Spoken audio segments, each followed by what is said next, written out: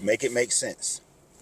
There are stories in the Bible that do not make sense as far as Christians claiming that the Gospels are eyewitness accounts. Now, we already know that the majority, if not all of the Bible, is written based on second, third, fourth, fifth, sixth hand accounts. And as far as what my commenter said here, you have a story about Jesus healing a woman and no one else was around. Since Jesus supposedly didn't write anything, how was this story recorded? Who was there to witness these words that Jesus spoke to this woman about her being healed and to go and tell no one? Jesus told her to tell no one. Jesus supposedly told no one. So how in the hell did it make it into the Bible? There is also the story of Jesus being tempted during his fasting, being tempted. And Christian will say that, well, he told Peter about it. But you have no proof whatsoever that he told Peter about it, and Peter didn't write about it. There's no Gospel of Peter. So how in the heck do you surmise that these words were actually spoken, that this temptation actually ever happened? None of the apostles of the Gospels were around during the time frame of Jesus' birth. So how would they know what happened between their birth, in the dealings of his birth?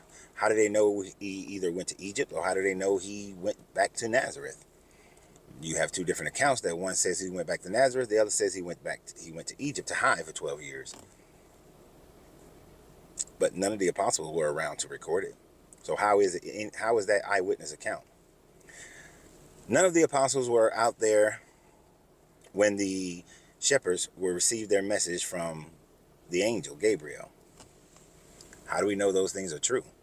The apostles weren't there. They weren't eyewitness accounts. As far as the Magi coming to visit, Jesus was a little baby. How would he know? How would he remember? He doesn't. None of the apostles were around. So why is it in your Bible? It's not an eyewitness account.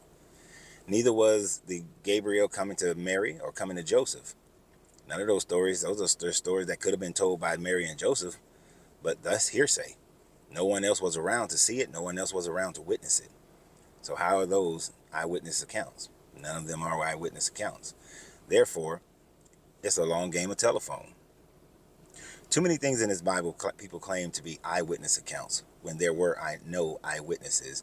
And these are just stories that were handed down in order to create the narrative of the miraculous birth, to create the narrative of healings, to create these narratives of being tempted by the devil for 40 days and 40 nights. Yet no one was around to witness any of these things. Even when Jesus was praying to his Father and asking him to take this burden away from him, the apostles who came with Jesus supposedly fell asleep. So how would they know what Jesus said and what was returned to him in those words if they were asleep? Obviously, these are stories that were made up in order to create a narrative to make Jesus fit into the Old Testament as the Messiah.